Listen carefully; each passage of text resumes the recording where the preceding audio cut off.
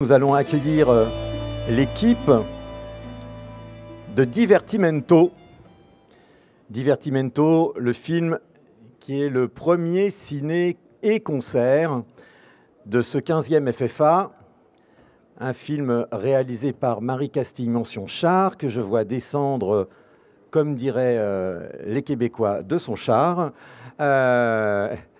Bonsoir Marie Castille, venez jusqu'à moi sans vous faire écraser par cette Renault, partenaire officiel du FFA. Vous voyez comme je place bien les noms des partenaires.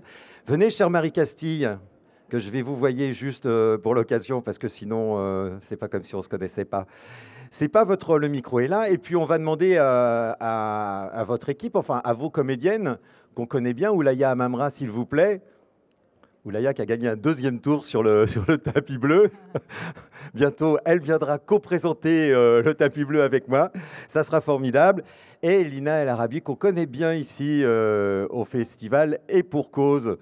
Marie Castille, donc quelques années après Le ciel attendra, de retour enfin à Angoulême au FFA pour présenter Divertimento. De quoi s'agit-il ? Eh bien, déjà, c'est un très grand plaisir de revenir à Angoulême parce que c'est un vrai festival de public. Et la projection du ciel attendra avait été un très grand moment pour moi et pour toute l'équipe. Très intense. Le Divertimento, eh bien, c'est l'histoire, le destin incroyable de deux sœurs, Zaya et Fetouma Ziwani, qui, en 1995, malgré tous les obstacles qu'on leur mettait dans leur vie, eh bien, elles étaient déterminées à devenir chef d'orchestre et violoncelliste professionnel, ce qui, à l'époque, était d'une grande difficulté. Donc, elles ont vraiment ouvert la voie. Exactement, grâce aussi à leur famille, à leurs parents, qui les ont toujours encouragées, qui les ont toujours nourries d'une culture, de musique, et donc elles n'ont jamais lâché. Et pour devenir chef d'orchestre, eh bien, Zaya a créé son propre orchestre qui s'appelle Divertimento et qui est aujourd'hui, et depuis de nombreuses années, un grand orchestre symphonique. Alors, Oulaya, vous êtes Zaya et vous êtes donc passé du rap hier à la musique symphonique aujourd'hui. Qu'est-ce qui vous arrête ? Ouais, c'est le grand écart. Et en même temps, non. C'est de la musique. Bah oui, c'est de la musique. Non, j'étais très heureuse d'incarner Zaya Ziwani, qui est, au-delà d'être un être humain extraordinaire, une brillante chef d'orchestre. Et je crois que si on fait un film sur elle, et Fetouma aussi, évidemment, violoncelliste incroyable, c'est qu'elles ont le mérite de... Voilà, elles le méritent amplement. Et je suis très contente aujourd'hui que le film soit vu à Angoulême pour la première fois devant le public. Donc très, très émue et impatiente d'avoir le retour du public. Moi, j'ai eu la chance de venir passer un peu sur le tournage et je vous ai vu à l'œuvre. Enfin, ça demande une énergie quand même, la direction d'orchestre. À chaque fois, à chaque prise, ça recommençait et vous étiez là, comme ça. Là, c'est assez impressionnant. Bah, on ne croirait pas comme ça. En vérité, moi, avant de jouer ce rôle, quand on me parlait des chefs d'orchestre, j'imaginais que c'était un peu du yaourt, entre guillemets. Mais voilà, on bat les mains et pas du tout. En fait, c'est sportif. Ah non, mais déjà, c'est sportif. Et deuxièmement, il y a vraiment des musiciens qui comptent sur nous, en fait, sur elles surtout, pour battre la mesure, pour donner les bons départs. Et si on ne donne pas les bons départs, ça ne fait pas des beaux morceaux. Ouais. Voilà. Lina, le violoncelle, c'est compliqué, même quand on... Alors d'abord, peut-être que, puisque vous avez tous les talents, vous pourriez très bien vraiment jouer du violoncelle, je n'en sais rien. Dites-moi la vérité. Oh, wow. Moi, à la base, je fais du violon. Mais, mais attention, là, on fait un film sur la musique classique de haut niveau. Moi, je fais du violon comme beaucoup de gens, quoi. Comme hobby. Okay. Mais voilà. Mais du coup, j'ai appris j'ai eu la chance avec ce film de pouvoir apprendre le violoncelle pour interpréter Fetouma. J'ai surtout eu la chance, ça c'est incroyable, d'être coachée par Fetouma elle-même pour apprendre cet instrument-là. Donc en fait, c'était fou parce que je travaillais plein de choses en même temps. En même temps, je pouvais la voir tous les jours, bouger, parler, la côtoyer, quoi. Donc pour le travail d'actrice, c'était incroyable. Et en même temps, j'ai pu apprendre le violoncelle qui... En fait, même si je fais du violon, disons que c'est la même famille d'instruments, mais c'est pas du tout la même chose. C'est comme si vous jouiez au foot et que vous deviez jouer un basketteur. Basket, quoi. Oui, voilà. C'est deux sports de ballon, mais c'est pas le même. Mais c'est pas la même chose. Exactement. Voilà. Mais oui, on a eu beaucoup de chance de pouvoir les côtoyer autant, qu'elles soient autant investies dans le projet. Elles nous ont tout donné. Elles étaient heureuses d'être sur le tournage. J'avais eu l'occasion de les rencontrer. Elles étaient vraiment heureuses d'être sur le tournage. Moi, je me souviens d'un moment heureux pour vous ici au FFA. C'est un moment presque historique quand vous avez reçu votre prix d'interprétation. Quel souvenir vous avez de ça? Non, c'était... non, j'ai un magnifique souvenir. En plus, je me rappelle de moi pleurant comme un bébé. Mais voilà. Mais c'était tellement beau. Mais parce que, ouais, en fait... C'est pour ça que pour le coup, moi, le Festival d'Angoulême, il restera gravé à jamais. Non, c'est vrai. En fait, c'est pas une question de gagner des prix et de se sentir. Ça n'a rien à voir avec ça. C'est un truc de galérer pendant des années pour décrocher ne serait-ce qu'un seul rôle. Et d'un coup, d'avoir des gens que vous admirez et qui vous disent ouais, c'est bien ce que tu fais. Et ça, en fait, c'est plus ça le fait d'avoir un prix et de pleurer. C'est pas juste une statuette, c'est un accomplissement et de se dire que peut-être on a un peu quelque chose à faire dans ce métier qui est tellement désiré et désirable pour plein de gens. Mais donc voilà, merci au Festival d'Angoulême et à ce jury-là cette année-là qui m'a donné ce prix. Vous avez bien de la chance, Marie Castille, d'avoir tourné avec ces deux fabuleuses actrices qui sont toutes les deux reconnues par le métier, une césarisée, une valoisée, je ne sais pas si ça se dit, mais on va le dire. Merci beaucoup d'être venu nous parler de Divertimento, qui va donc être projeté au théâtre, suivi d'un concert. Donc c'est vraiment un beau moment ce soir. Et puis on se dit à bientôt. On se dit à bientôt, Patrick. Volontiers. Merci beaucoup à vous. Je vous laisse vous rendre vers la salle, vers le CGR. On va vous faire sortir discrètement pour pouvoir... Là où on avait projeté, voilà, et là aussi c'était très émouvant, avec une grande émotion. Merci beaucoup. On accueille maintenant l'équipe de Une histoire d'amour. Voilà. Et merci Buster Keaton. Bonjour à tous. Alors, si c'est juste possible de faire demi-tour et de revenir en arrière, comme ça on peut sortir par la bonne portière, merci beaucoup. Parce que cette logistique... Voilà un vrai réalisateur, Alexis Michalik. Bonjour à tous, ça va? Ça se passe bien Angoulême? Vous êtes contents? Allez, faites du bruit! Voilà, je préfère, merci. Voilà. Comment transformer une foule sage en une foule délirante? C'est magnifique. Une belle leçon d'Alexis Michalik. Donc venu présenter ce matin à 11h en compagnie de son magnifique casting, dont vous faites partie, Une histoire d'amour. Alors, comme vous avez parlé beaucoup ce matin, on va laisser le micro. À qui? Je ne sais pas, mais à ces quatre merveilleuses actrices. Léontine, vas-y, c'est toi. Voilà. Léontine qu'on va revoir dans les Cyclades aussi. Léontine qui a déjà une carrière. Oui. De Marc Fitoussi, oui, de Les Cyclades. Eh oui, 2 films cette année à Angoulême. Premier Angoulême, elle a 2 films. Voilà. Alors Léontine, c'était comment ce matin? C'était très, très émouvant. Parce que c'était la première fois que je voyais le film, du coup. Et il y avait beaucoup de monde et tout le monde avait l'air content et on était tous transportés. Donc, moi, j'ai beaucoup aimé et j'ai beaucoup pleuré, je pense. C'est Juliette, vous comme texte avant. Oui, elle le dit très très bien. Et je comprends qu'elle ait 2 films du coup à Angoulême. Juliette, vous étiez déjà au bord des larmes avant la projection, donc à la fin. Pourtant, j'ai essayé de me cacher. Merde. Non, mais bien sûr, c'est hyper émouvant.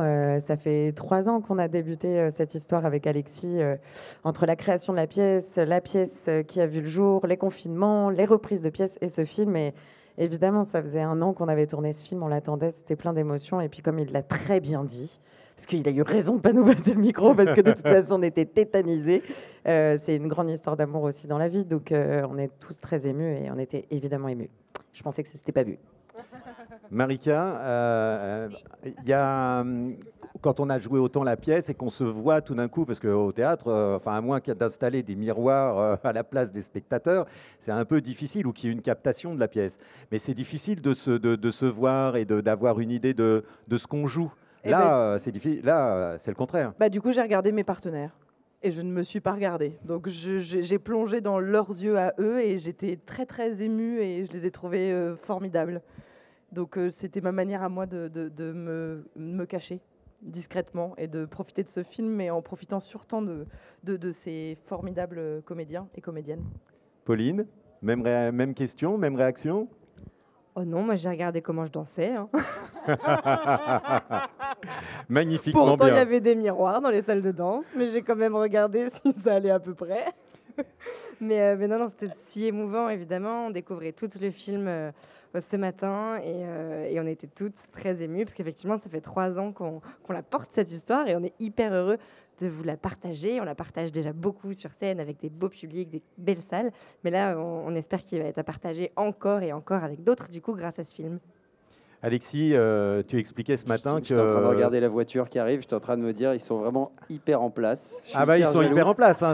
Ça peut dégainer d'une seconde à l'autre. Ouais, hein. Vous allez être remplacé vite fait. Hein. Ouais, ça, je peux te dire, Marie-France est là, je peux te dire que ça va... On ne rigole pas avec le rythme. Hein. Juste une dernière question. Oui. Tu disais ce matin que voilà, pour pouvoir réunir ce casting, qui est le casting original de la pièce, il a fallu pour ça, puisque personne n'en voulait, il a fallu pour ça créer la maison de production, il a fallu trouver des partenaires qui, néanmoins, vous ont soutenu, dont le pacte qui a permis cette projection ce matin. Ça valait, quand tu vois l'accueil, quand tu vois tout ça, tu te dis que ça valait le coup de foncer? Non, je suis un peu déçu, à vrai dire. Et... non, bien sûr, je suis hyper ému. J'avoue qu'en arrivant ce matin, en présentant un film, on sait jamais vraiment comment ça va prendre, comment les gens vont le recevoir, et on espère juste qu'on ne s'est pas planté, quoi. Et quand vraiment, en entendant cette émotion, bon, nous, on était en larmes tous les 5, hein, on était vraiment au bout de notre vie, mais à la fin, quand les gens sont levés et qu'ils applaudissent et qu'il y a quelque chose qui se passe et qu'on sent dans le regard que, en fait, ils ont été touchés aussi et qu'on partage cette émotion, c'est gagné, quoi. C'est qu'on a eu raison d'aller au bout de cette idée un peu folle de prendre cette équipe de théâtre et de dire, allez, on va faire un film maintenant. D'accord. Qui veut nous produire? Personne. D'accord, très bien. Bon, on va... Et non, c'était génial, c'est un bonheur. Et puis en plus d'être là à Angoulême, moi j'adore ce festival, je suis un habitué. Je serai là l'année prochaine. Je suis là jusqu'à la fin du festival. Demain, je vais voir des films, après-demain aussi. C'est un bonheur, quoi. Bon, justement, puisqu'il est là jusqu'à la fin du festival, si vous avez vu Une histoire d'amour ce matin, surtout n'hésitez, et que ça vous a plu, n'hésitez pas à aller lui dire. On a toujours besoin de retour du public, ça fait toujours plaisir. Merci beaucoup à vous 5. Le film est une merveille. On a une date de sortie déjà, peut-être? Il faudra demander à notre distributeur. Jean Labadie, on recherche le petit Jean Labadie. Début 2023. Voilà, début 2023. Merci à vous 5. On vous laisse, puisqu'il y a un sens de circulation. Attention, c'est personnellement, je remonte dans la voiture. C'est ça? Ah, je ne sais pas. Non, mais par là, voilà. Il est passé par ici, il repassera par là. Merci beaucoup.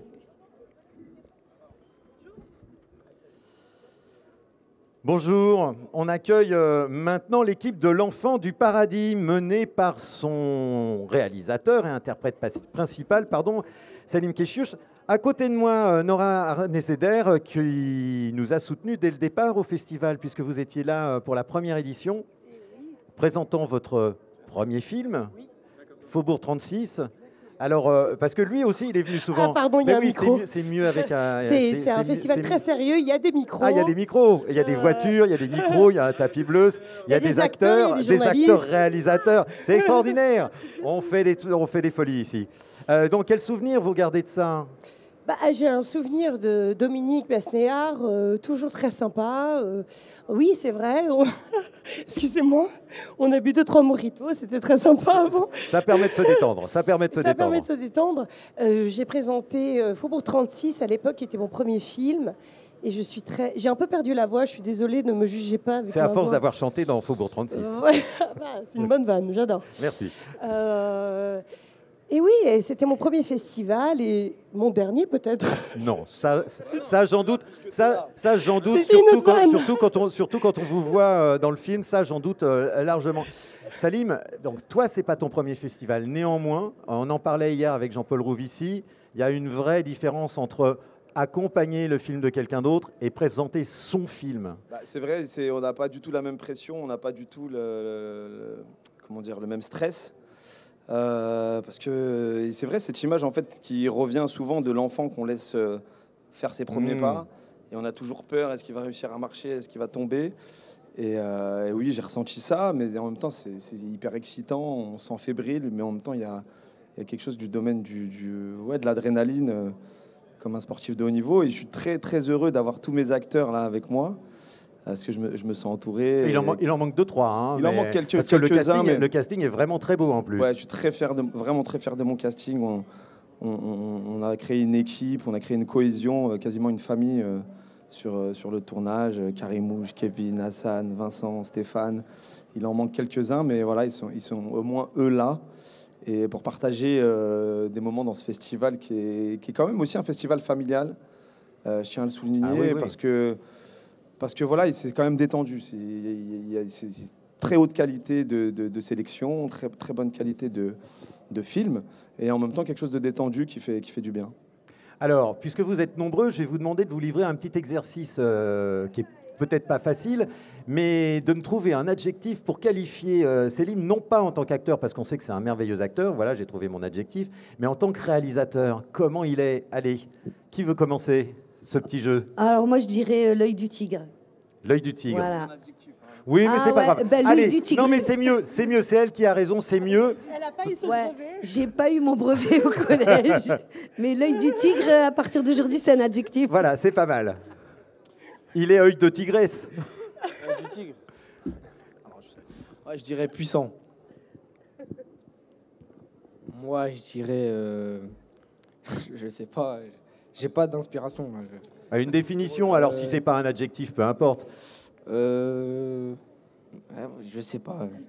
L'œil du tigre. L'œil du tigre. Voilà. Alors on a 2 œils du tigre, un puissant. C'est mieux. Pour un réalisateur, c'est pas plus mal. Moi, Salim, il est doué pour moi. Vincent? Pialesque. Ah oui, bien sûr, oui, parce qu'on la sent quand même, l'influence du Grand Maurice. On la sent. Moi j'en ai, la baume du tigre. Je suis dans voilà. Là, c'est les moritos qui parlent, attention. Non, puissant, extraordinaire, généreux, grandiose, vraiment. Tout ça, merci. Et alors, le Grand Maurice, il plane un peu sur le film? Il plane un peu, oui, en fait, ça reste des inspirations, c'est du grand cinéma. Moi, j'ai aussi pensé à Xavier Beauvois, le Beauvois des débuts. Beauvois aussi un peu, Keshish, on va pas ne pas le citer.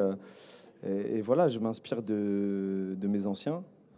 Et le cinéma, on renouvelle des choses, on invente quasiment plus rien, mais on perpétue une fibre qu'on aime, un cinéma qu'on aime. Et moi, j'aime le cinéma naturaliste. J'aime que les acteurs se sentent libres. J'aime qu'ils se sentent justes, qu'ils aient la sensation d'avoir une liberté extrême.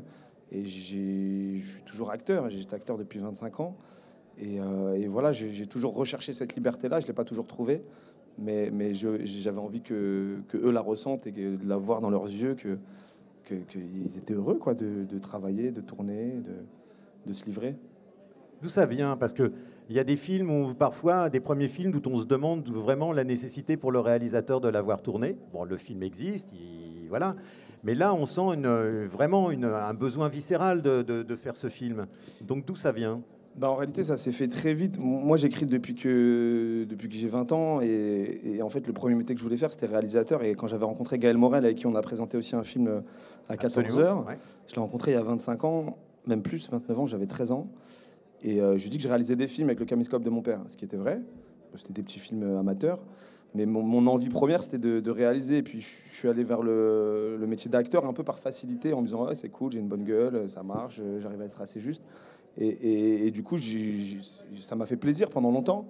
Mais j'avais toujours cette envie d'écriture, cette envie de raconter mes propres histoires, de ne pas être que l'interprète d'autres histoires. Et quand, avec mon producteur qui est là, Shafik Laribia et Audur qui est là aussi. Rejoignez-nous. Venez. Rejoignez-nous. Oh, allez. Mais si, allez, vous n'êtes pas timide, on est entre nous. Bon, ils veulent rester dans l'ombre. D'accord. Voilà, mais en tout cas, on s'est dit, est-ce qu'on a un sujet? Moi, j'avais quelques sujets comme ça de films qui étaient déjà traités. Et sauf que celui-là, je l'avais depuis 10 ans, depuis la mort de mon meilleur ami, Yamin Belmadi. Et j'écrivais pour me faire du bien dans mon coin. Et à un moment donné, je me suis dit, mais qu'est-ce que je pourrais porter pendant 3 ans, 4 ans? Et je me suis dit, ça va être ça. Et on est parti en écriture. Ça a été assez vite. On a écrit pendant 1 an et on a tourné assez vite aussi. On en a parlé en juillet et en octobre, on tournait. Et c'est un film très indépendant. On l'a fait nous-mêmes avec peu de moyens, mais beaucoup d'énergie, de sincérité, d'envie. Est-ce que quand vous avez vu le film, Nora, vous, est-ce que Marie-France a voulu me gratter le dos? Non, je ne sais pas. Mais oui, je vois, voilà. Et ben, alors juste un mot. Est-ce que vous avez été surpris par le film ce matin quand vous l'avez découvert? Enfin, quand vous l'avez découvert? Moi, c'était Pardon. Terminez votre question. Non, non, moi, c'était la première fois que je voyais le film et j'étais vraiment époustouflée, vraiment. Après, je connaissais la sensibilité de Salim. Je sentais qu'on allait faire un bon film, mais vraiment, j'étais bouleversée. Mais le film est bouleversant. Oui. Et j'espère qu'il va trouver très rapidement un distributeur. Voilà. Merci beaucoup à l'équipe de l'Enfant du Paradis d'être venu nous rendre visite sur le tapis bleu. Merci à vous, merci à Angoulême. Et bonne fin de festival. Et voilà, et puis on va passer le mot au distributeur. J'ai commencé, je dois avouer. Je vous laisse la sortie, c'est par là. Et puis on va accueillir... il faut... je vous vire pas, je vous indique la sortie, c'est complètement différent. Voilà. Voilà. On avait dit pas François Guérard sur le tapis bleu, s'il vous plaît. Voilà. Je prends le micro, je reste là, je parle toute la nuit. Voilà. Non, c'est pas des questions, c'est des penses-bêtes, monsieur. Des penses-bêtes. Voilà. C'est bien pour lui. Oui, ça, il en a bien besoin. Il ne pense pas énormément, mais c'est une bête. Mais c'est une bête, exactement. Prenez un micro, cher Pierre Arditi, qu'on entende votre douce voix. Oui, bien sûr. Il aime bien me glou-glou. Mon cher Bruno Chiche, on le disait tout à l'heure en passant d'une salle à l'autre, vous êtes un peu ici chez vous. Attendez, est-ce qu'il y a un anniversaire Alors, il y en a marre, j'en ai marre là maintenant. Alors, c'était le grand gag qu'on expliquera juste après. Non, mais c'est vrai, le festival, vous le connaissez bien, donc c'était un plaisir particulier de présenter Maestro tout à l'heure. Et comment ça s'est passé? Dites-nous tout. La projection. Non, mais c'est très bouleversant. C'est très bouleversant. C'est la deuxième fois qu'on montre le film. Enfin, comment ça, c'était pas la première? Si, c'est la première fois qu'on le montre à un vrai public large et tout ça. Et c'est vrai que on a toujours un peu peur quand on fait. Puis surtout, c'est un film tellement musical, un peu particulier, que c'est vrai quand on voit la réaction des gens, c'est assez bouleversant, quoi. C'est vrai. Anne Gravoin est avec nous, qui vous a, qui a fait la direction musicale. Elle a tout fait, c'est la patronne. C'est elle en fait, c'est son film, donc c'est pour ça que je m'adresse à elle. Quel maestro et quel violoniste sont-ils et elle? Écoutez, non, mais c'était une grande joie. Après, ils ont joué le jeu, et c'est ce qu'il y a de plus important. En tout cas, c'est très crédible. Voilà. Alors, juste avant, on avait Oulaya Amamra qui est en train de présenter Divertimento, dans lequel elle joue une jeune chef d'orchestre, et elle disait qu'elle pensait que c'était juste un peu agiter les bras, et en fait, elle s'est aperçue que c'était très, très physique. Messieurs, vous avez vécu ça comme ça? Pierre? Oui, c'est physique. Enfin, ça dépend comment on dirige. Il y a des gens qui dirigent d'une manière très minimaliste, si on connaît quelques-uns, et puis il y en a qui sont plus extravertis, plus expansifs. Mais moi, quand j'étais très jeune, il y a très longtemps, vous n'étiez pas né, je faisais déjà ça. J'imitais la direction d'orchestre du haut j'ouvrais les fenêtres et je faisais ça sur Mozart ou sur Mendelssohn ou sur Beethoven, en espérant que les gens me repéreraient. Voilà. Donc c'est resté une chose familière, enfantine et familière pour moi. Moi, je ne suis pas un directeur. Heureusement qu'il y avait quelques camarades qui m'ont mis sur la bonne voie, mais bon, disons que j'avais quand même un certain nombre de souvenirs qui m'ont aidé aussi. Donc, finalement, vous avez réalisé un rêve d'enfance en jouant ce personnage. Alors, c'est autre chose, ça. Non, j'ai pas réalisé un rêve d'enfance en jouant ce personnage, mais j'ai nourri ce personnage en le nourrissant, comme souvent, certains parents doivent regarder leurs enfants avec un œil un peu étrange, ce qui a été mon cas avec mon fils. Moi, je pense qu'il n'y a pas de bons parents. Je pense que les parents sont des assassins. D'ailleurs, je l'ai écrit dans le dossier de presse. Je continue de penser.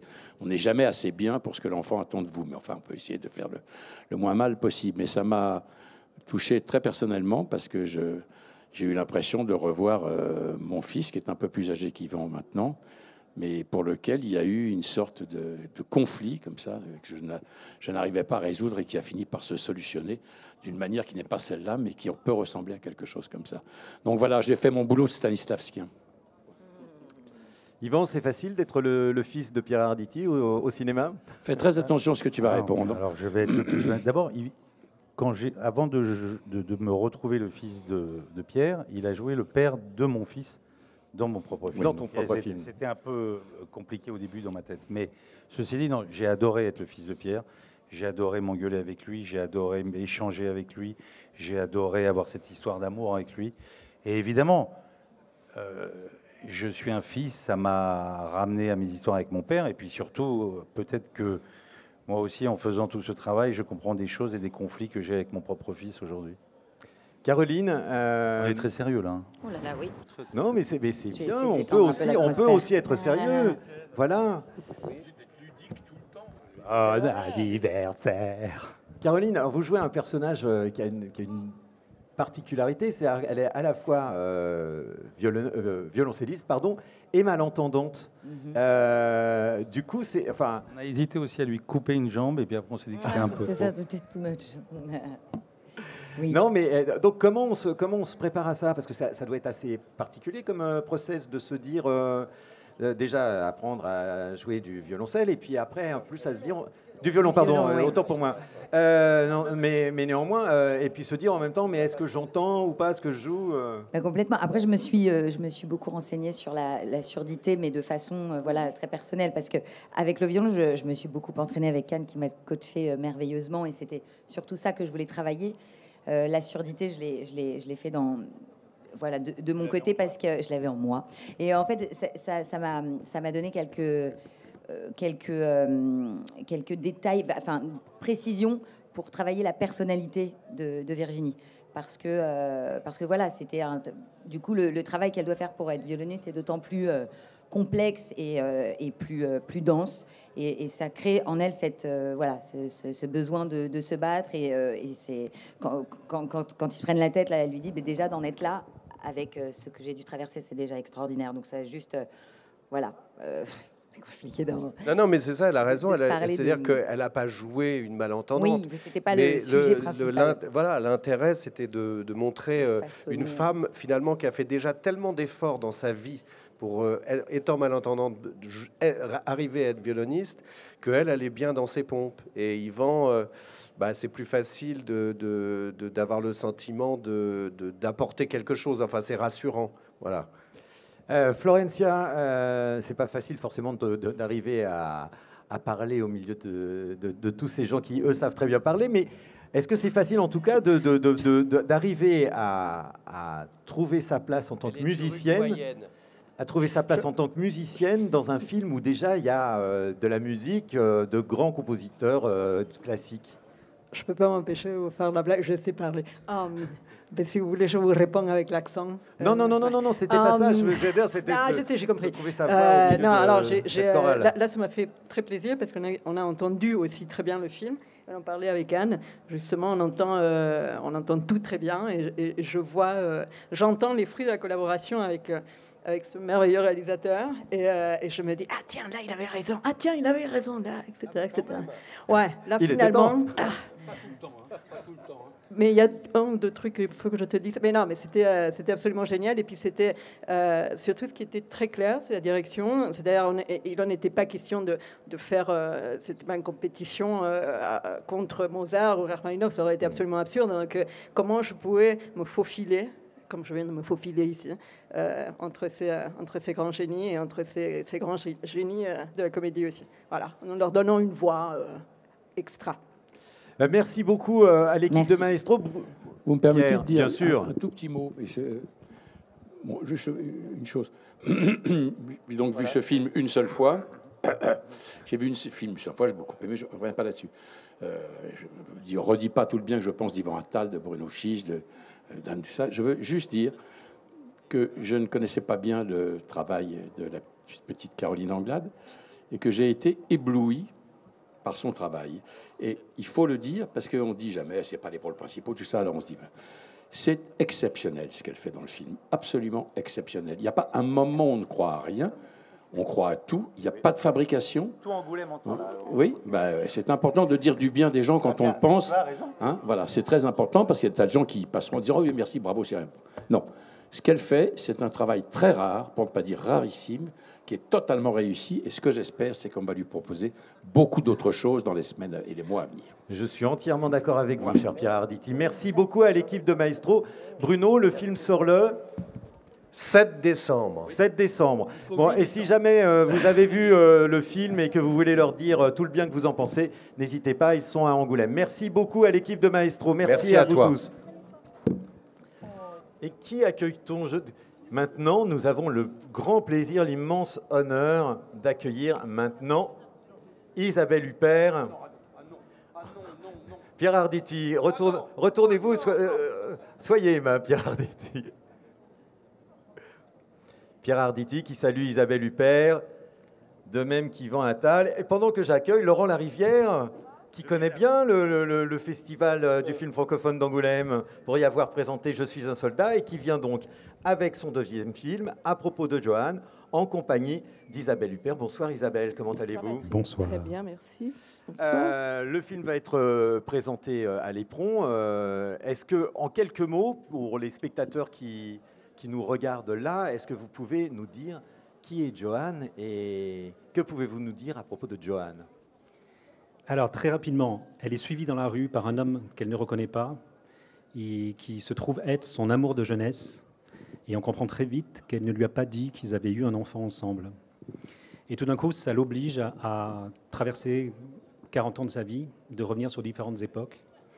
Et le film parle de la manière dont tous, pour faire face au réel, on invente et on réinvente nos vies. C'est un film sur le souvenir, sur la mémoire et sur la manière dont la fiction nous aide à vivre.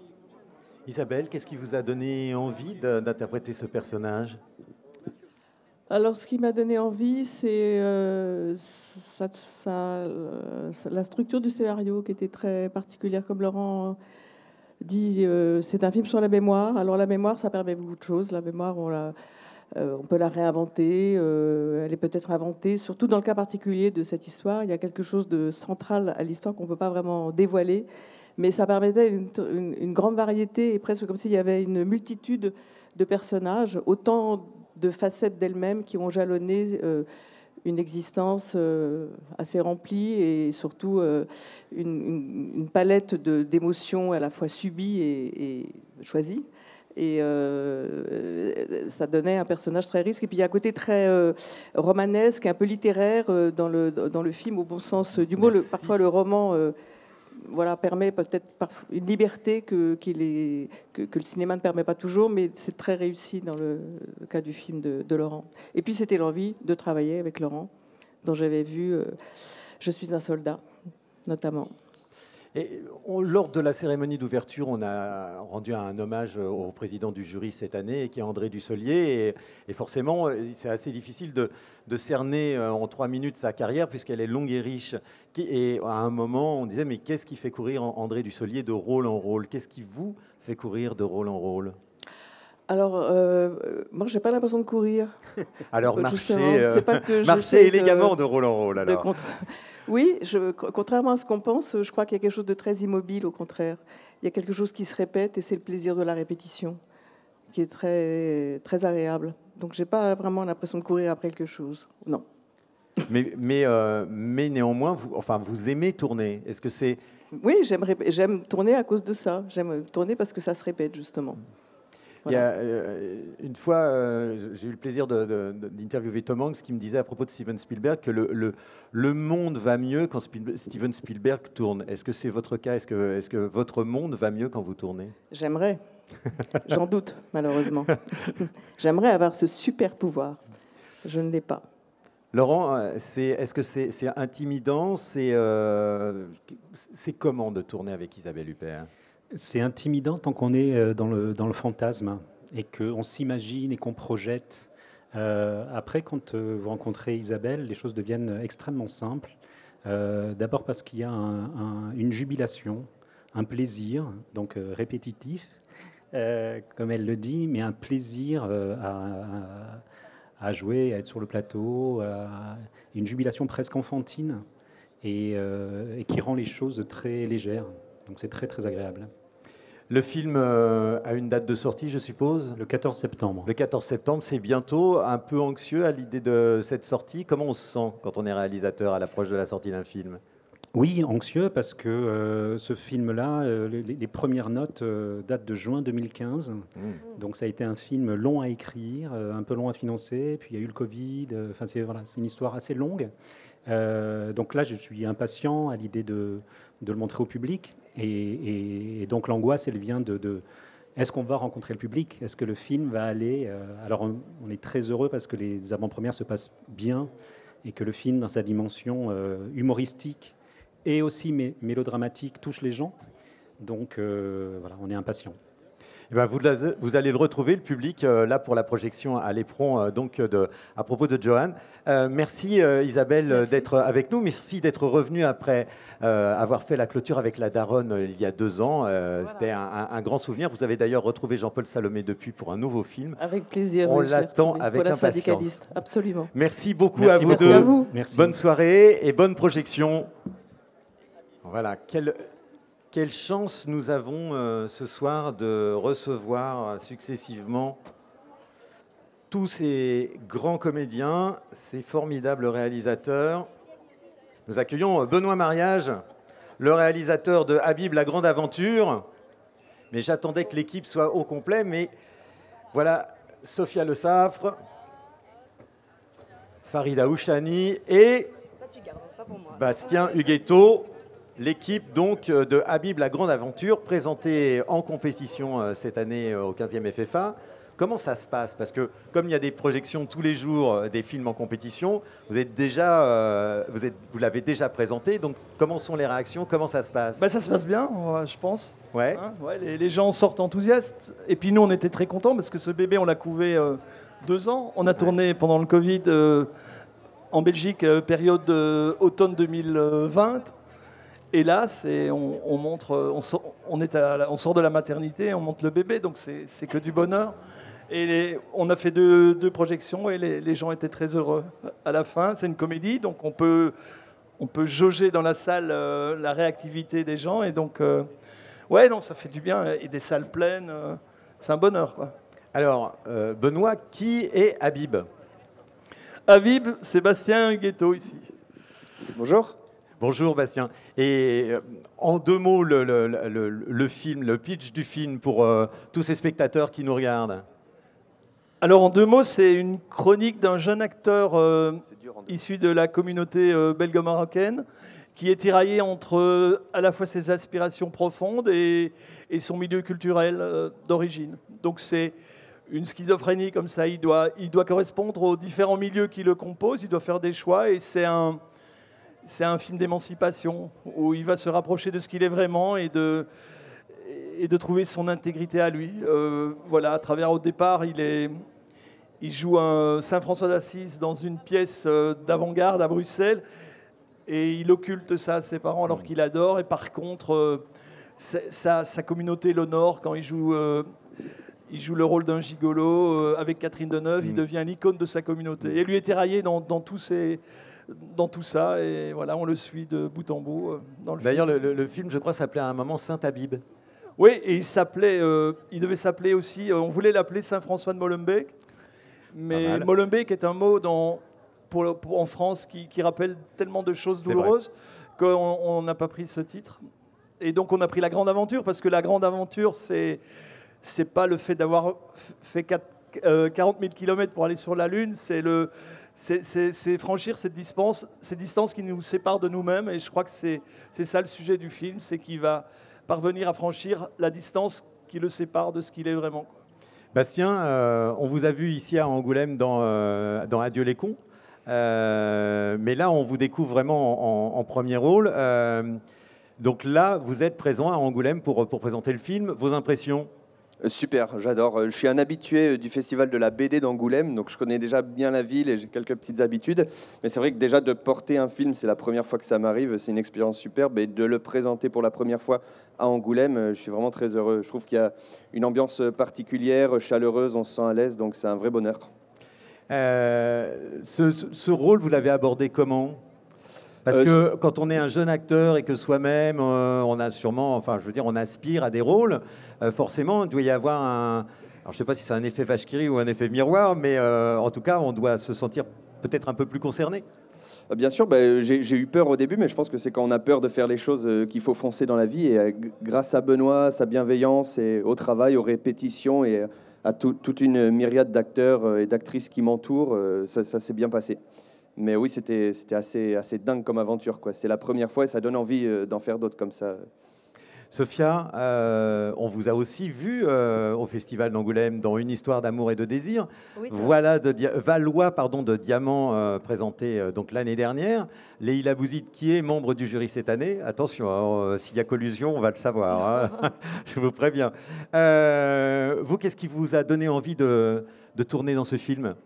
Alors, il faut savoir que moi, j'ai tourné dans un film magnifique qui s'appelle Pour vivre heureux. C'était réalisé par Dimitri Linder et Salima Glamine. Et Dimitri connaît très, très bien Benoît. Et Dimitri m'a beaucoup, beaucoup vendu Benoît. Et ensuite, j'ai rencontré Benoît, on a discuté, on a parlé du film, on a parlé du scénario, de mon personnage. Et ça a tout de suite matché. Et voilà, et c'est comme ça que ça a commencé. Farida, je parlais tout à l'heure à la grande Isabelle Huppert. On vous avait vu, vous aussi, dans La Daronne. Vous partagiez l'affiche avec elle. Vos impressions sur le festival ? C'est trop bien. C'est trop bien ? Ouais. C'est très chaleureux, très convivial et c'est de très grande qualité. Je suis très heureuse d'être là. Et en plus d'être là avec le film de Benoît, c'est un rêve. Qu'est-ce qu'il a de spécial, Benoît ? Benoît, alors après, quand on dit ce qu'il a de spécial, il faut en garder un peu pour soi, mais c'est un monsieur qui respecte beaucoup ses personnages et il y a énormément de tendresse et il y a beaucoup de chaleur quand on travaille sous sa direction et ça c'est magnifique. Et le jour du casting, c'était quand même épique. Parce que je venais de finir la lecture du scénario dans le métro et je suis arrivée, je sanglotais, je n'arrivais plus à m'arrêter de pleurer. Voilà. Bon, merci à vous tous. Je vous libère. On va accueillir une nouvelle équipe. En tout cas, je croise les doigts pour vous pour la compétition. L'essentiel, c'est que le film soit montré, que les salles soient pleines et que les gens apprécient. C'est déjà une belle récompense. Merci à vous tous. Merci. Bonne soirée. Merci. Et longue vie à Habib. Voilà, j'ai le plaisir d'accueillir maintenant Madame la secrétaire d'État auprès de la Première ministre chargée de l'enfance, Charlotte Caubel. Bonsoir Madame. S'il vous plaît, prenez un micro. Alors vous êtes avec nous, il y a une raison. Alors vous êtes peut-être cinéphile, peut-être aimez-vous Angoulême, mais en plus il y a une raison. Vous êtes venu à l'occasion de la projection de Dalva. Exactement. Magnifique film d'Emmanuel Nicot qui raconte l'histoire d'une jeune femme ou d'une jeune fille, voilà, qui a été abusée par son père et en tant que chargée de l'enfance, forcément le sujet vous intéresse. Alors effectivement, j'ai eu la chance d'assister à cette magnifique projection sur un film tout à fait magnifique, avec d'ailleurs une première partie du court-métrage d'Alix Poisson qui porte sur la même thématique de l'inceste. Pour moi, c'était extrêmement important de venir assister à ces deux projections parce que c'est une thématique tout à fait d'actualité. Aujourd'hui, il faut quand même savoir que nous avons de nombreuses victimes d'inceste. On imagine 2 ou 3 enfants par classe. Donc il faut que le cinéma se saisisse pour parler de ça, pour que la conscience de l'ensemble des adultes se réveille sur ce sujet de l'agression sexuelle sur enfants, mais surtout de l'inceste. Donc 2 magnifiques films qu'il faut aller voir. Vous pensez vraiment que le cinéma peut aider à, si ce n'est à changer la société, du moins à faire évoluer les mentalités? C'est indispensable. Toute la culture. On a eu de très beaux livres aussi sur ces thématiques ou sur d'autres thématiques, sur les violences faites aux enfants qui me touchent particulièrement dans la mission qui m'a été confiée. Mais oui, il est important que le cinéma mette, comme c'est le cas dans ces 2 films, en valeur la complexité humaine, la complexité des agresseurs, la complexité des victimes qui ont du mal à reconnaître l'auteur comme un agresseur, parce que c'est leur père, leur frère, leur cousin, et qu'ils sont dans ce conflit d'humanité.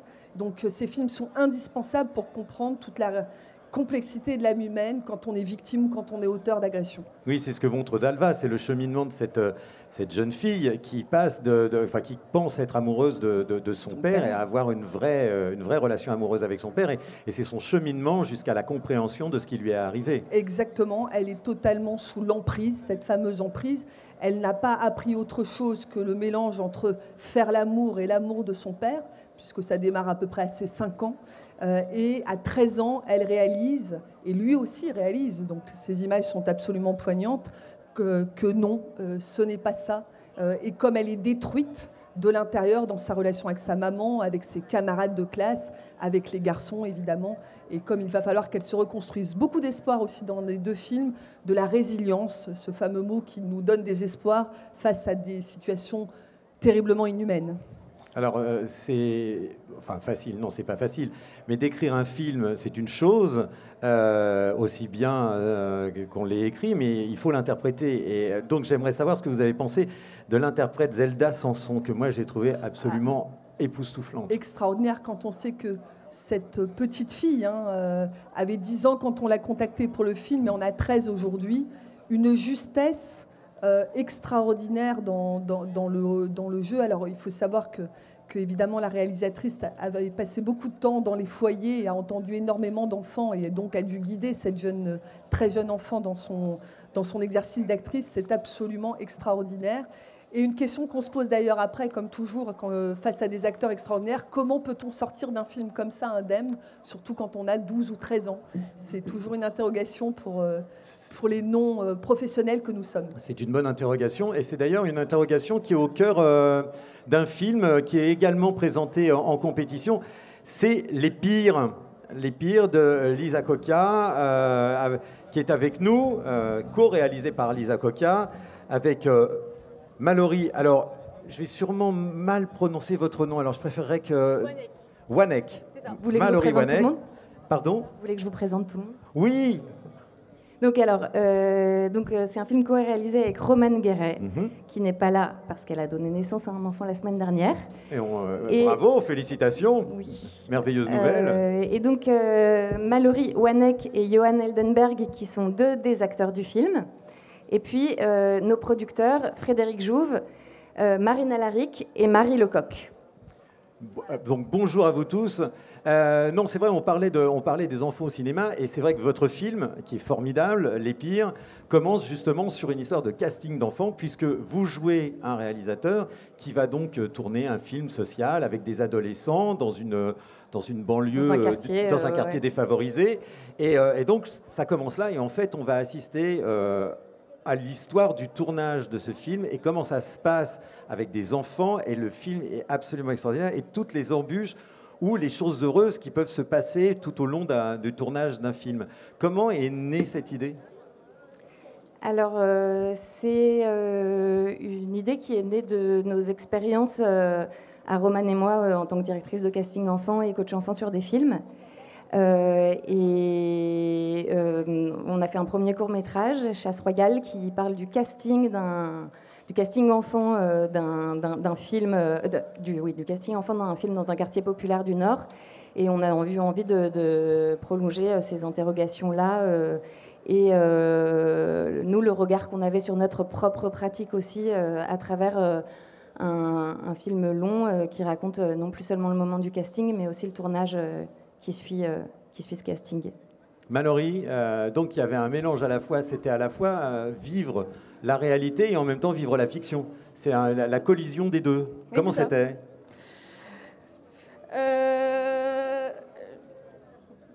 Est-ce que vous pouvez reformuler la question, s'il vous plaît?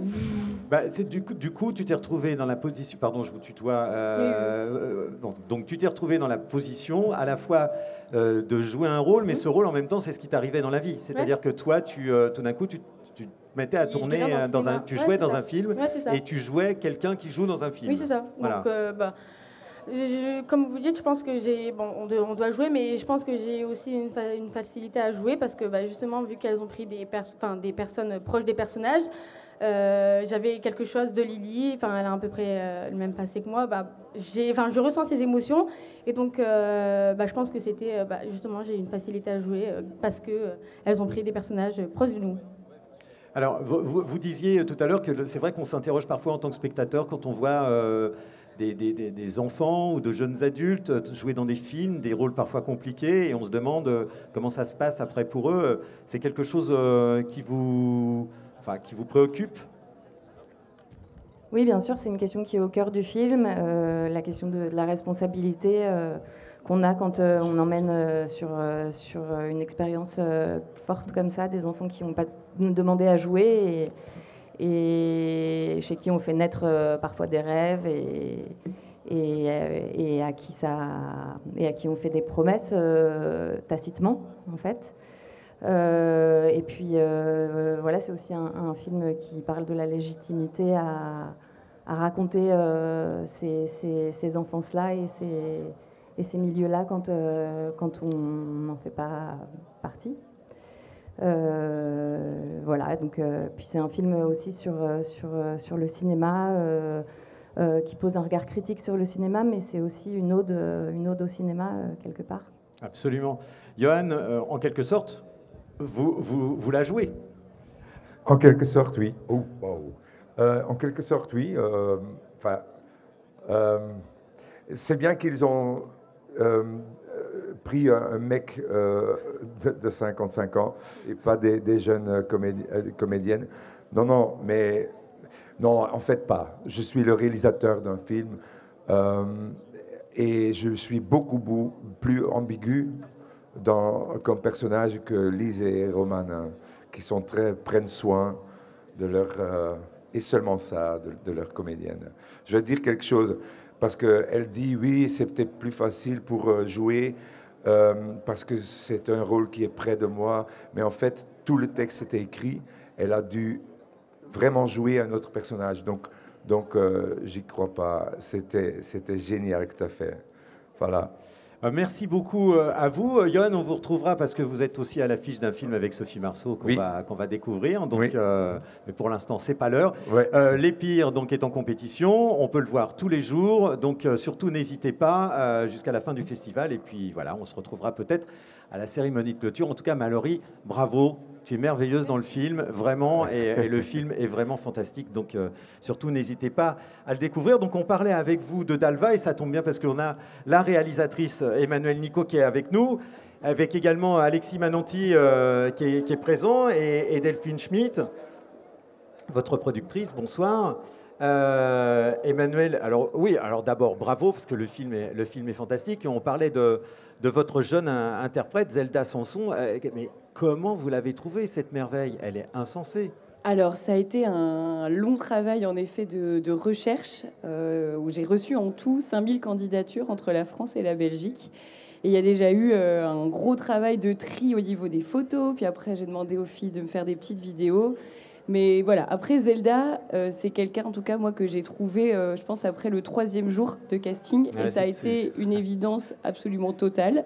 Mais on continue à regarder parce qu'on se dit, on ne sait jamais. Oui, et puis il faut mettre aussi toute l'équipe d'accord sur le fait que Dalva est bien Zelda.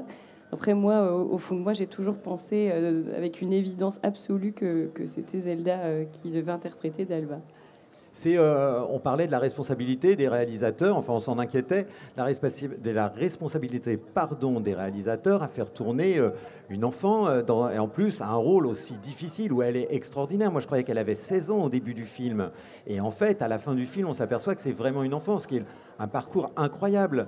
Donc on se sent responsable quand même de cette jeune actrice le jour où on dit bah voilà, le film est terminé.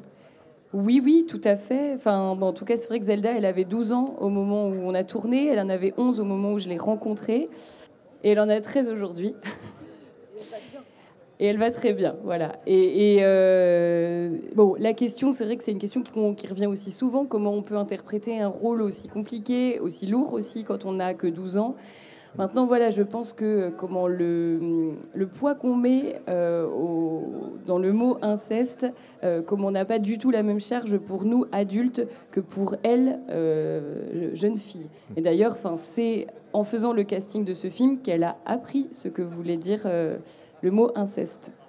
Alexis, bonsoir. D'abord, heureux de vous revoir ici. La dernière fois, on vous a vu ici au festival, on vous a vu dans CM2. De Jacques Doyon, oui. En père de famille qui était parfois un peu brutal, mais en même temps très aimant. Qu'est-ce qui vous a donné envie de jouer dans Dalva, pardon ? C'est le scénario surtout, mais j'avoue que j'avais un peu d'appréhension pour interpréter ce rôle parce que le poids du thème était important et je sentais que ça allait être quand même un tournage assez difficile par rapport à ça. Mais c'est le scénario qui m'a séduit, ensuite la rencontre. Et puis Emmanuelle, elle m'a proposé le rôle sans essai, en me faisant confiance. Et cette confiance aussi-là, elle m'a touché. Et voilà.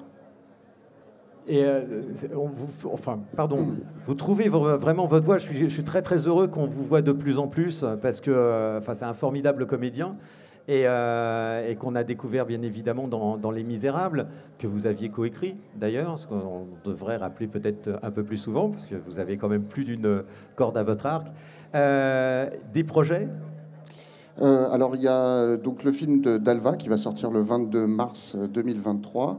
Donc qu'on voit ici vraiment en avant tout le monde, c'est même pas en avant-première, c'est en avant tout le monde. Voilà, qui est vraiment un film très important et je souhaite à vous tous de pouvoir découvrir. Et le 23 septembre, il y a le film de Romain Gavras dans lequel j'ai un rôle qui s'intitule Athéna, voilà, qui va sortir sur Netflix. Voilà, donc les plateformes. Ouais. Le cinéma au cinéma. Nous, on est un peu plus pour le cinéma au cinéma. Allez savoir pourquoi. Mais c'est bien aussi. L'essentiel, c'est que les créateurs puissent s'exprimer. Donc voilà, c'était compliqué. Et ça, c'est une question que je peux poser d'ailleurs plutôt à la productrice. C'est compliqué d'aller voir les financiers du cinéma et leur dire « Hé les gars, j'ai une super histoire à vous proposer ». C'est compliqué, mais comme le scénario était vraiment exceptionnel, qu'il a séduit Alexis et d'autres, il a aussi séduit les partenaires financiers. D'accord. Mais après 4 ans de travail. Ah oui, quand même.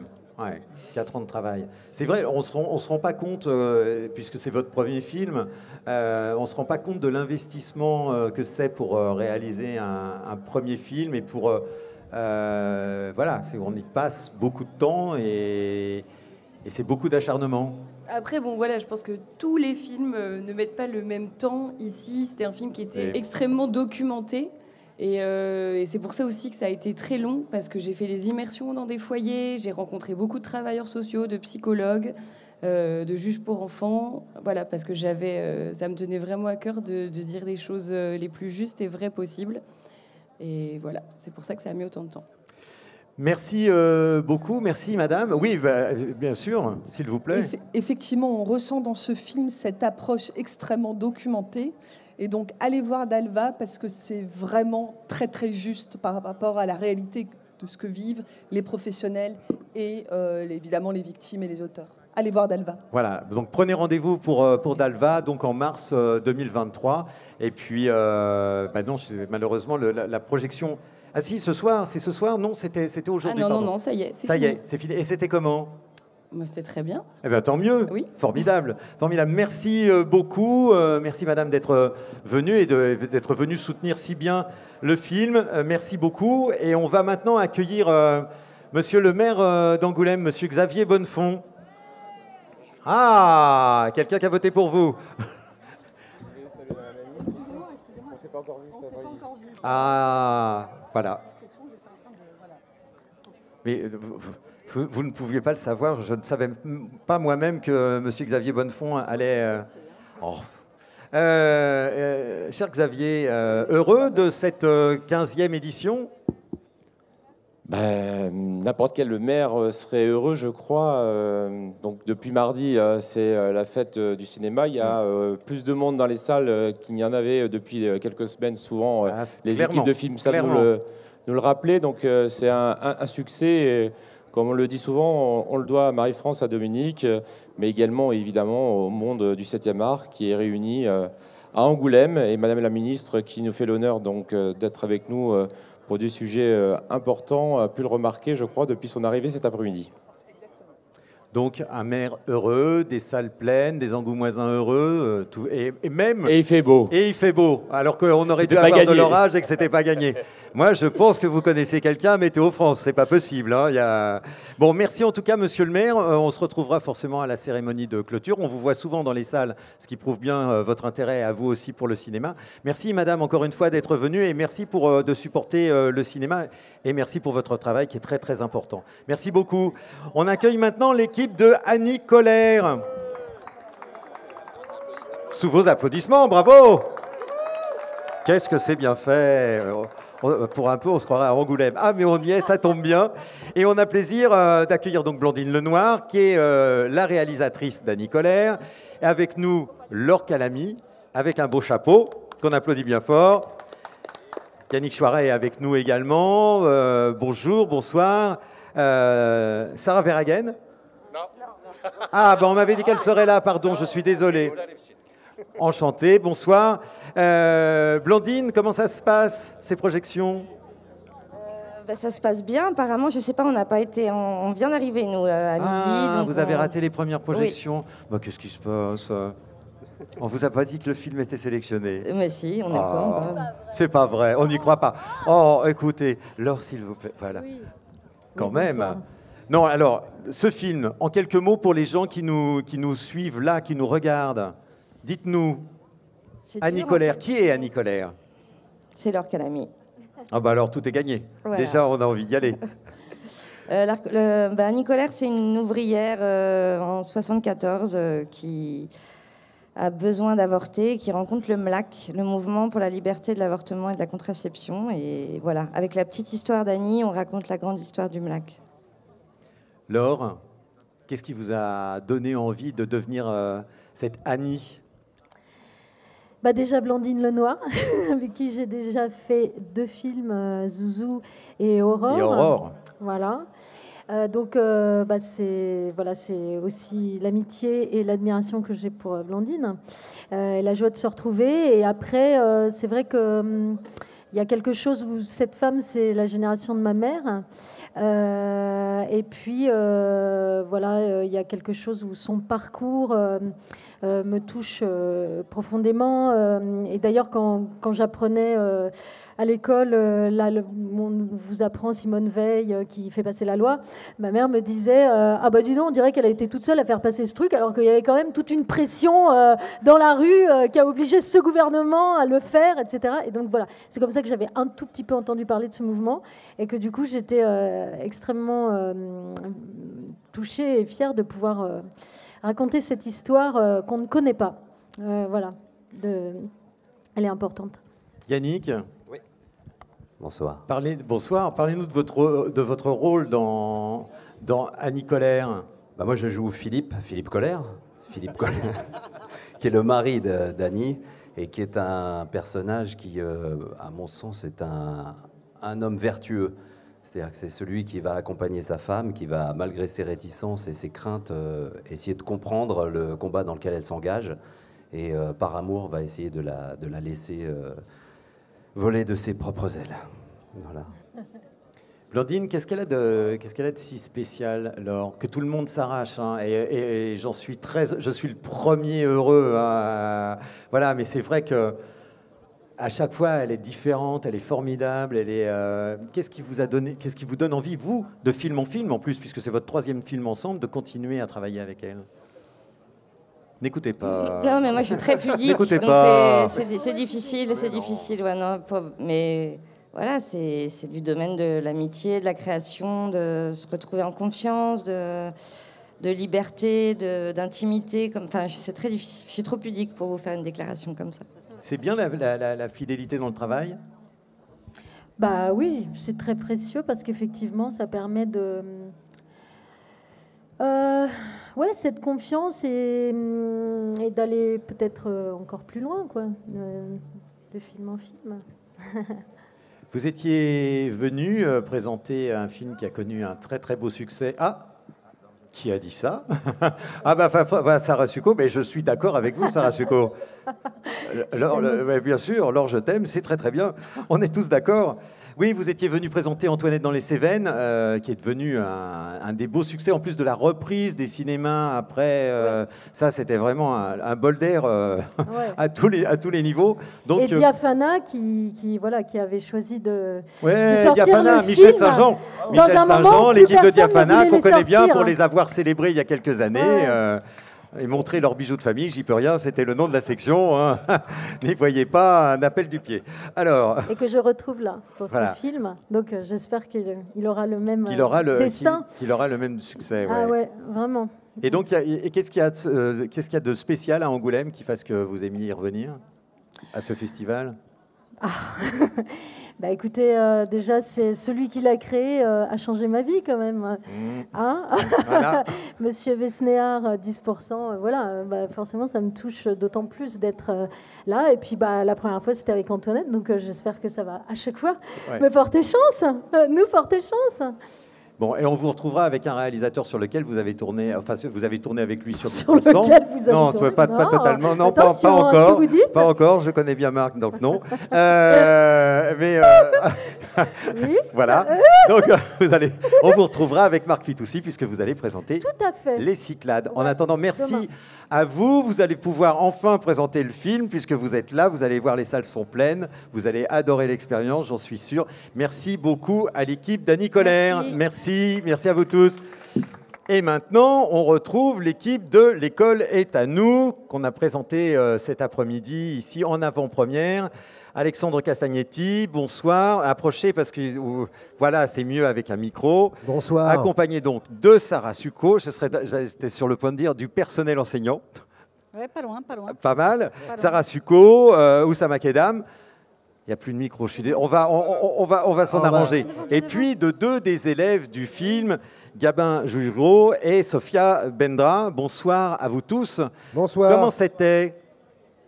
C'était magnifique pour nous, parce qu'on a eu un accueil merveilleux à la fin du film, avec une standing ovation. Donc merci au public, c'est tellement agréable d'avoir ça à la fin, c'est très touchant. Enfin, moi j'étais déstabilisé tellement c'était chaleureux. Ouais, donc merci au Festival d'Angoulême et merci au public. Alors, l'école est à nous, oui, mais en quelques mots, l'histoire pour les gens qui sont là et qui n'ont peut-être pas vu le film. En quelques mots, l'histoire, c'est... je parle fort parce que j'ai l'impression qu'on n'entend pas bien là-bas. J'étais à Cognac, qui vous entendent pas très bien. Tout le monde m'entend? En quelques mots, l'histoire, c'est l'histoire d'une professeure de mathématiques, Sarah, un petit peu atypique, qui profite d'une grève générale dans le collège pour tenter une expérience d'enseignement un peu différent. Voilà. Donc, pour ceux qui vont voir le film, vous serez plongés dans cette expérience. Et c'est un film qui traite vraiment du cœur de l'éducation, qui nous concerne tous. Et donc j'espère que vous aurez à cœur d'en discuter, si vous le voyez, avec vos enfants, avec les professeurs, parce que je crois qu'on a tous envie de penser à cette éducation nationale et à faire en sorte de la changer pour que nos enfants aillent mieux et construisent un futur meilleur. Voilà. Donc c'est un film qui me tient très à cœur. C'est pas quelques mots, ça, c'est ça?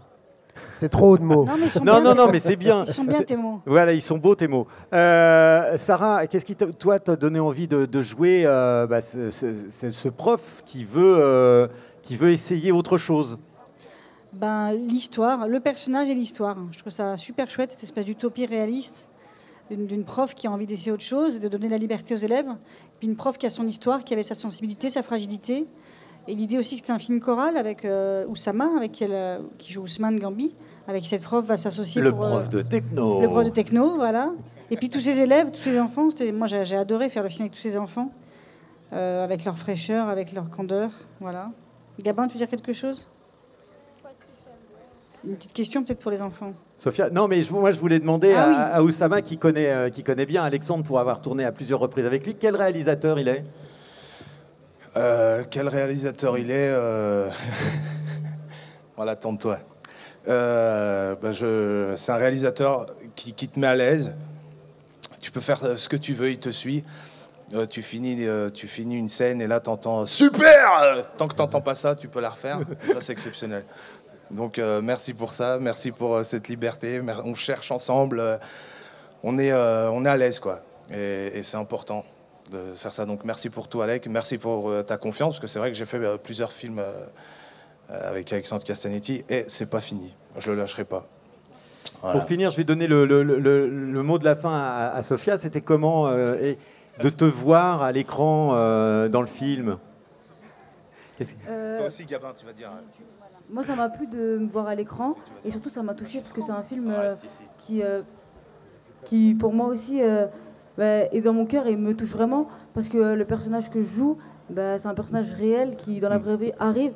Et du coup, c'est quelque chose qui m'émue vraiment. Du coup, ça m'a beaucoup plu de me voir. Et t'es sublime. Merci. Absolument, ouais, vous êtes formidable. Et Gabin? Ce film, il compte beaucoup pour moi aussi. Enfin, le personnage que j'interprète aussi, comme Sophia, il me ressemble beaucoup sur certains points, comme je veux avoir des amis. J'essaye de faire mes passions. Et puis voilà. J'ai adoré tourner. Alors là, je dirais... j'ai adoré tourner du coup, ce film. Avec les meilleurs acteurs français, du coup, Sarah Du Sifo monde, et Oussama les meilleurs Kidam. acteurs français du monde. Il faut quand même le savoir. C'est quand même... Bon, merci beaucoup à l'équipe de l'École est à nous. Le film Alexandre sortira le 26 octobre. Le 26 octobre, donc c'est proche. Voilà, donc pour ceux qui l'ont vu et qui l'ont aimé, n'hésitez pas à le dire autour de vous et envoyer. Pour une fois, on a envie d'envoyer les gens à l'école. Enfin, pourquoi pour une fois? Non, une fois de plus, on a envie d'envoyer les gens à l'école. Merci à vous tous. Merci. Je vous reprends les micros car nous avons maintenant le plaisir d'accueillir l'équipe, la belle équipe, l'équipe chorale de chœur de rocker, menée par une maîtresse de chœur. Je ne sais pas si on dit comme ça, chère Mathilde Seigné. Comment on dit? Une coach. Une coach. Coach de rocker. Coach de. Oh, pas mal. Pas mal. Ça aurait pu être le deuxième titre du film. Coach de rocker. Pas mal. Alors, dites-nous, racontez-nous en quelques mots. Alors, voilà. Ida Techer est à côté de nous, la co-réalisatrice du film. Alors, qui sont ces rockers qui vous entourent? Alors, ces rockers... Ida, c'est l'histoire. Un peu plus près le micro pour qu'on t'entende. Alors, c'est une histoire vraie. Déjà, c'est une histoire vraie, enfin adaptée d'une histoire vraie. Et l'histoire du film, c'est l'histoire d'une chanteuse de rock qui rame, voilà, qui chante très bien, mais qui rame, mais qui est quand même ratée. Et qui cherche du boulot et qui trouve droit à un micro. Et qui trouve un boulot où elle est censée faire chanter des comptines à une bande de retraités. Sauf que cette bande de retraités... De jeunes retraités, quand même. Oui. Sauf que cette bande de retraités, ils ne veulent pas chanter des comptines, ils veulent chanter du rock. Voilà. Je vais les coacher. Cette chanteuse à la ramasse qui a besoin de boulot va mettre en péril son travail pour les amener au bout de leurs rêves. Voilà. Il y a une réplique qui est dans le film à un moment qui dit « Mais ça va, quoi, Mick Jagger, il a notre âge. » C'est incroyable, c'est qu'on oublie qu'en fait, le rock'n'roll, lui aussi, quelque part, il est retraité. Oui. En tout cas, il a l'âge de la retraite. Voilà. Exactement. Donc, réplique de Brigitte Rouen, voilà. Je précise. Voilà. Alors, qu'est-ce qui vous a donné, à vous tous, envie de participer à cette chorale et qui chante le mieux? Ah, ça y est. Ah, ça va commencer. On va peut-être le vérifier. Attention. Hein. Voilà, c'est prévu. Juste le plaisir de chanter, voilà. Pour chanter. Ouais, pour chanter. Oui. Ouais. Oui. Je passe à mes voisins. Mais je crois que chacun chante bien à sa façon. Hein. Oui, Myriam Boyer, s'il vous plaît. C'est elle, la grande chanteuse, c'est elle. Du tout. Tu vas chanter, oui? Non. Non, c'est le plaisir de Anne chanter Benoît. qui nous fait nous retrouver. c'est tout. Qui nous a le plaisir de chanter, le plaisir de rencontrer Mathilde, le plaisir de travailler avec Ida, le plaisir de retrouver Monsieur Lecoq, de retrouver Mimi. Voilà. Le plaisir, quoi. Patrick. Rencontrer Roca. Mais non, mais je crois qu'elle n'aime pas les Patrick, donc c'est peut-être pour ça. Patrick. Elle n'aime pas, et puis parce qu'il y a eu un truc entre nous, et puis elle veut pas que ça se sache, mais c'est voilà. tout. Un truc vocal, hein, je parle bien vocal. Sûr, Je précise quand même un truc, ils sont un peu dingues. Hein. Oui, mais ça c'était quand même une joyeuse bande. Oui, mais c'est ça. Mais on s'est pas ennuyé. Non, on s'est pas ennuyé. Non, on s'est pas ennuyé. Et à l'hôtel, le tournage continuait aussi à l'hôtel. Il faut quand même le savoir. Enfin, pas covidé. Ouais. Ah bah, on va peut-être pas tout dire hein, quand même. Myriam. Myriam. Oui. Myriam, vous avez vous aussi aimé cette expérience, chanter en chœur avec tous ces beaux comédiens? J'ai pas aimé, j'ai adoré. J'ai adoré ça. On a passé un moment absolument extraordinaire. Et vraiment, c'est une belle bande. Et Mathilde était à la tête de tout ça. Et vraiment, c'était génial. Vraiment, on a passé un moment magnifique.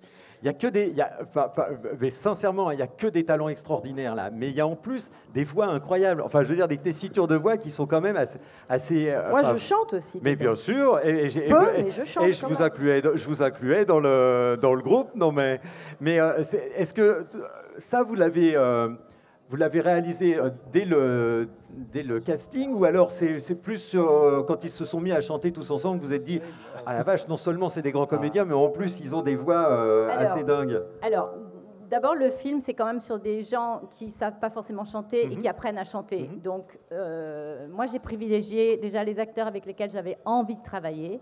Et heureusement pour moi, ils ont dit oui tout de suite. Et puis après, on s'est adapté. Et les bonnes surprises, c'est qu'on a retrouvé des gens... Enfin, des voix extraordinaires, des voix avec une histoire, et puis surtout, ils ont bossé, quoi. Et le film, le scénario leur a plu, ils ont bossé, ils ont eu un coach, ils ont travaillé, et voilà. Il n'y a que Mathilde qui n'a pas travaillé, mais elle chantait bien. Il y avait les vrais Salt and Pepper, il y avait un mélange. Voilà, les vrais Salt and Pepper, il faut les saluer aussi, c'est une histoire vraie. Qui seront présents demain à l'occasion de la projection ciné et concert de Cœur de Rocker. Voilà. Merci à vous tous d'être venus jusqu'à nous pour nous dire quelques mots. Merci à vous, Anne. Que merci. Voilà. Merci à vous, et on va accueillir maintenant des membres du jury qui viennent assister ce soir à la projection du Tigre et le Président, avec le président du jury cette année, André Dussolier. Merci beaucoup. Et allez voir demain soir Cœur de Rocker en ciné et concert au théâtre d'Angoulême à 19h ou 19h30. 19h, je crois, voilà. Suivi donc d'un concert des Salt and Pepper, donc les poivres et sel. Voilà, j'en fais partie. Alors que voilà, ben oui, non mais Alex Baupin, faites comme bien sûr les chansons d'amour, bien sûr, où vous chantiez déjà, chère Brigitte Rouen. Voilà, merci Patrick. Non, je vais en avoir besoin, s'il vous plaît. Merci. Bernard Lecoq, merci beaucoup. Voilà, les membres du jury sont avec nous pour...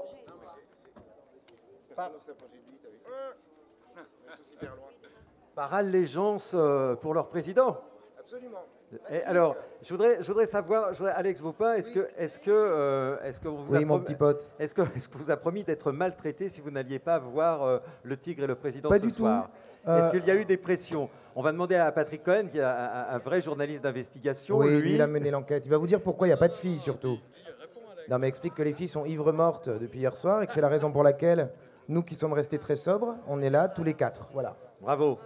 Bravo, bel esprit, bel esprit. Bien sûr. Voilà. Vous découvrez l'esprit de ce... L'esprit, mauvais esprit. Le mauvais esprit de ce merveilleux compositeur et chanteur, mon cher Sébastien Pilote, ou vous le connaissiez déjà? Je connaissais l'artiste. D'ailleurs, je lui expliquais qu'en arrivant ici, que l'album préféré de mes enfants, mes deux filles, lorsqu'elles étaient toutes petites, c'était l'album des chansons d'amour. Elles ont bon goût. Mes filles, évidemment, ils ne comprenaient pas du tout les paroles et les textes, mais encore aujourd'hui... Mais elles aiment les crêpes au citron. Quand j'ai dit à mes filles que j'allais être sur le jury, avec Alex Baupin, ils étaient vraiment très impressionnés. Bon, vous, Patrick, vous connaissez tout le monde de toute façon. Non, je découvre. une atmosphère extrêmement sympathique et conviviale. C'est un vrai plaisir d'échanger sur les films et d'échanger aussi, de parler d'autre chose que les films avec la petite communauté qui s'est formée seulement avant-hier, mais dans un esprit de camaraderie et de convivialité qui est vraiment, je trouve, assez exceptionnel. Bon, vous profitez bien de ces moments parce que je crois qu'on vous attend sur France 5. Donc, lundi soir. Ouais, lundi soir. Donc, ça va être brutal. Voilà, vous êtes attendus. Vous êtes... Il y a la famille, bien sûr. Merci. Voilà. Alexis, comment ça se passe? En plus, on a vu dans la presse, vous avez rendu hommage à votre grand-père en allant visiter l'exposition. Très belle exposition d'affiches de Jean Gabin. Des films de Jean Gabin. Donc, plutôt bien accueilli. Moi, je suis ravi. Je suis ravi. On bouffe du cinéma, on parle cinéma, on mange cinéma. Et je tiens à féliciter Marie-France et Dominique pour leur sélection parce que pour l'instant, il n'y a que du bon et ça va être très difficile à départager. C'est bien. La prochaine fois que vous viendrez, vous serez upgradé. Bravo.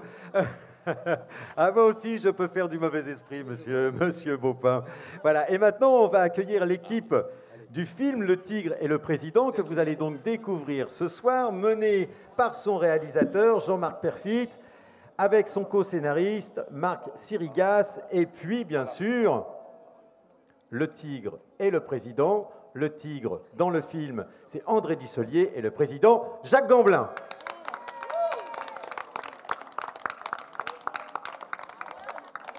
Alors, messieurs, je vais donner un micro à Jean-Marc. On a déjà beaucoup entendu André. S'il vous plaît, Jacques, on aimerait entendre votre belle voix.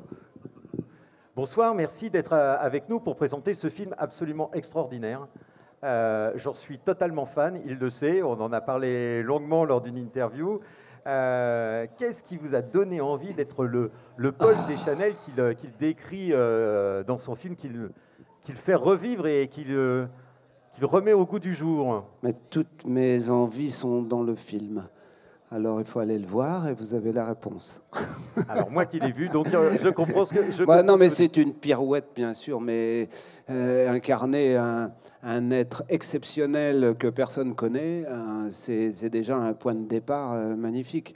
Et en plus, pour un film qui traite de l'histoire, qui traite de cette relation de Deschanel-Clémenceau, et qui traite de l'histoire d'une façon extrêmement divertissante, extrêmement aussi humoristique, avec des choses extrêmement profondes. Alors, c'est le mélange des genres, et moi, ça me ravit. Jean-Marc, qu'est-ce qui vous a donné l'idée de confier le rôle de Georges Clémenceau à notre cher président ? Et non, c'était pas la ressemblance, c'était vraiment le talent, parce qu'il fallait une voix exceptionnelle pour rendre le côté lapidaire des phrases de Georges Clémenceau, de notre Tigre. Donc j'avais besoin d'un grand comédien et j'ai eu la chance et l'honneur que André accepte. Eh bien, qu'est-ce qui vous passionne tant dans cette histoire? Parce que vous aviez déjà réalisé un court-métrage sur cette période où Paul Deschanel est tombé du train. Et puis après, vous avez voulu continuer et raconter donc, en gros ce qu'on va voir ce soir, ce que les spectateurs vont découvrir dans Le Tigre et le Président. Qu'est-ce qui vous intéresse tant dans ce personnage? Parce que je trouve que les perdants magnifiques sont des personnages incroyables, des gens qui avaient raison avant les autres, mais qui n'ont pas réussi à faire entendre raison aux autres. Je trouve ça formidable. Et puis, quand on a une vraie rivalité entre deux personnages aussi opposés l'un à l'autre, je me suis dit que ça pouvait faire vraiment du cinéma, quoi. Marc Sirigas, en tant que co-scénariste, moi, ce que je trouve fabuleux dans le film, c'est que le film aurait pu être peut-être un peu universitaire, un peu austère, alors que vous en avez fait une comédie fantaisiste où on apprend énormément de choses pour autant, mais avec des idées de scénario complètement folles. Ouais, on apprend en s'amusant, c'est bien, mais non, de toute façon, nous, on avait envie de faire une comédie, puisqu'on pense que les gens de pouvoir, il faut s'en moquer un peu. Donc on avait envie du caillou dans la chaussure de Clémenceau, on avait envie d'énerver Clémenceau pendant 1h40 de film.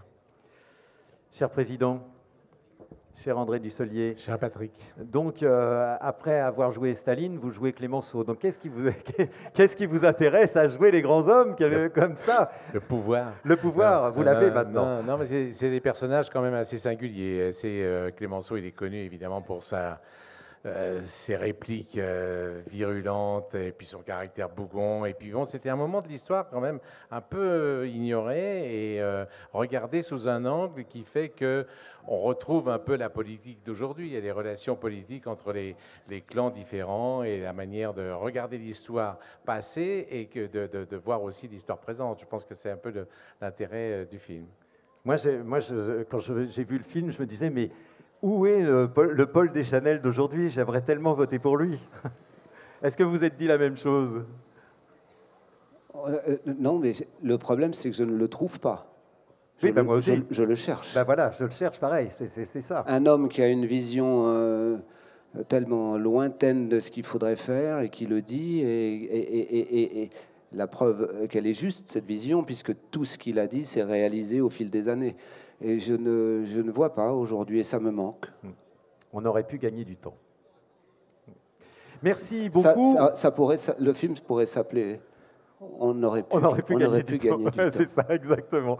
Merci beaucoup d'être venu sur ce tapis bleu. Maintenant, je vous propose qu'on aille dans la salle, parce qu'on est quand même là pour ça, pour faire découvrir Le Tigre et le Président aux spectateurs. Anxieux, impatients, tout en même temps. Bon, alors on y va. Merci beaucoup à vous tous, public qui nous avez suivis ce soir sur ce tapis bleu. Rendez-vous demain, en espérant qu'il fasse aussi beau. Et merci à toutes les équipes du FFA. On se rend dans la salle du CGR. Bonne soirée à tous.